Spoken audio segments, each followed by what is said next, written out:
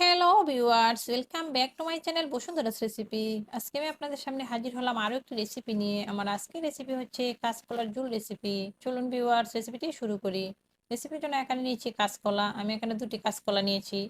নিয়েছি এখানে 6টা বড় সাইজের ট্যাংরা মাছ।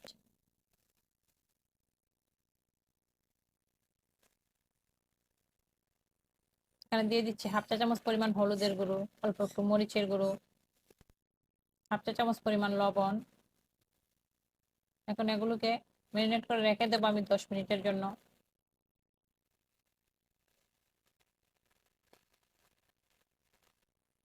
এখানে কলাগুলোকে কেটে এগুলো খোসাটা ছাড়িয়ে এখানে হলুদ এবং লবণ মেখে রেখে দিয়েছিলাম 10 মিনিটের জন্য। এখন ধুয়ে নেব ভালোভাবে।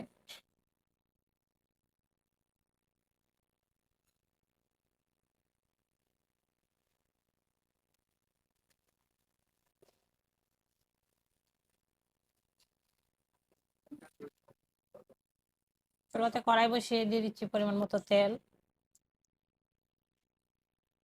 আর মাছগুলোকে ভেজে নিচ্ছি। চুলাটাকে মিডিয়াম আঁচে রেখেছি। খুব বেশি সময় ভাজার প্রয়োজন নেই, যেহেতু এগুলো তরকারিতে ব্যবহার করব। উল্টে দিচ্ছি। মাছগুলো ভাজা হয়ে গেছে, এখন উঠিয়ে নিচ্ছি।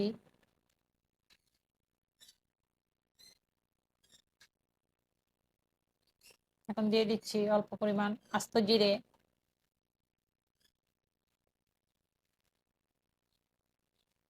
2 টেবিল চামচ পরিমাণ পেঁয়াজ কুচি। এগুলোকে একটু ভেজে নিচ্ছি। চুলাটাকে মিডিয়াম আঁচে রেখেছি। দিয়ে দিচ্ছি পেঁয়াজ রসুনের পেস্ট 1 টেবিল চামচ পরিমাণ।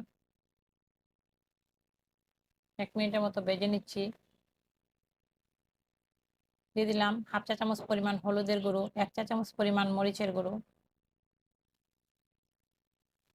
হাফ চা চামচ পরিমাণ জিরার গুঁড়ো,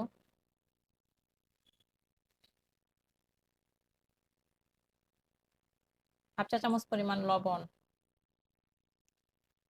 এখানে একটু নেড়ে দিচ্ছি। এখন অল্প পানি দিয়ে মশলাটাকে আমি কষিয়ে নেব 3-4 মিনিট।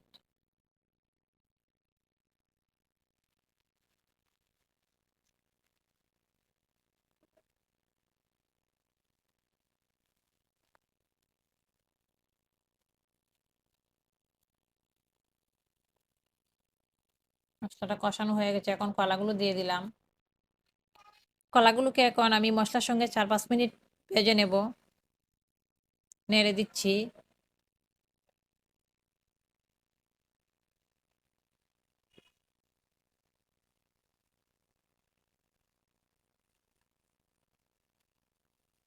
একটু ঢাকনা দিয়ে দিচ্ছি।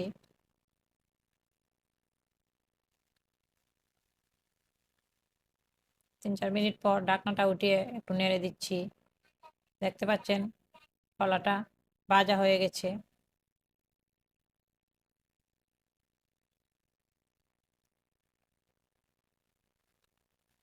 এখন আমি এখানে জুল এড করে দেবো। আমি এখানে গরম পানি দিয়ে দিচ্ছি 2.5 কাপ পরিমাণ। আপনারা চাইলে এখানে ঠান্ডা পানিও দিতে পারেন। এই পর্যায়ে চুলাটাকে আমি হাই আঁচে দিয়ে দিয়েছি। এখন মাছগুলো দিয়ে ঢাকনা দিয়ে দেবো 5 মিনিটের জন্য। আমার রেসিপিটা যদি ভালো লাগে অবশ্যই লাইক কমেন্ট শেয়ার করতে ভুলবেন না।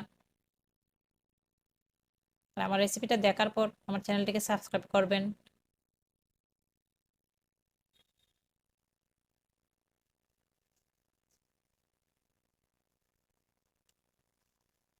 রেসিপিটা অলরেডি হয়ে এসেছে।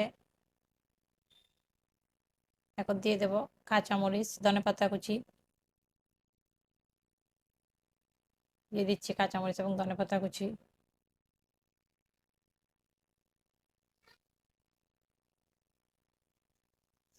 ঢাকনা দিয়ে দিচ্ছি আরো 1 মিনিটের জন্য।